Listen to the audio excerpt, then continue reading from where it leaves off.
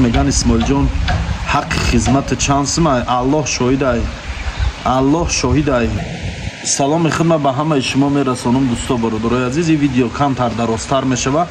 صورتی که در همه موندگیم غنیف یتیم تشمرادویچ زاده شهر وحدت دهه بکران جماعت دیوتس میگن دهه بکران از سال 2014 های در شهر سنت پتربورگ به نام نشان شده.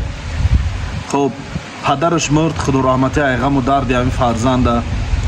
مادرش بیمار اینمی چشم برای فرزند هر روز اینا میپرسن بچه من ندیدین و یا میپرسه بچه من ندیدین. گفته در جستجوی فرزند چه همین بچه میگن زنده با یک گفته میگن که زنده حیات داره با یک گفته میگن که نکر نمیدوننده در که جا انیخشه ایش که نمیدونه. خلاصه خواهش میکنم برادرایی که در شهر سنت پتربورگ هستین و برادرایی که عموما در فدراسیون روسیه قرار دارین صورت همین بچه را بینین، شاید در یگان جا بینین دونین شناسینشه گپ زنین رقمای در روی اکران بدگیدم.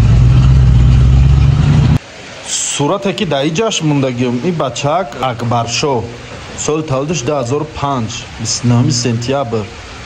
خب در ایسترا کار میکردین در یک دچک خواب دیان همونجا در خانه در میگیره 3-4 خانه در میگیره همونجا به نام نشان شدگی. مقصد تواز را کفته سیانش پیدا نمیکنن.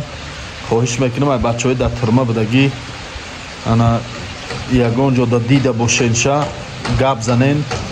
این ای 3 مای ای به نام نشان شدگی. بعد بسیاری برادرها زنگ میزنن یک سوال میتین میگن اسماعیل جان حق خدمت چانس ما الله شاهد ای من ای کارو یگان سم پول نمیگیرم یا یگان کس پولم طلب نکردم.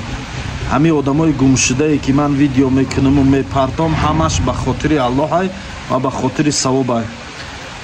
خواه باور میکنین خواه نه ولی آدمایی را که من مثال ویدیو کردم و چی کردم و یا میدونن این چیز خوش رو. من از یگان انسان حتی 1 روبل هم نمیگیرم، حتی 1 روبل نمیگیرم برای یگان ویدیو کردن. فقط میگم برادر اکا خواهر صبر کنیم به نوبت همتون ویدیو میکنم. انشاءالله به نوبت کوشش میکنیم همشه ویدیو کرده پرتاییم. بیا گپ کلان نکنیم، گپ زیاد نکنیم. التماس برای یافتن همین برادرها کمک رسانیم.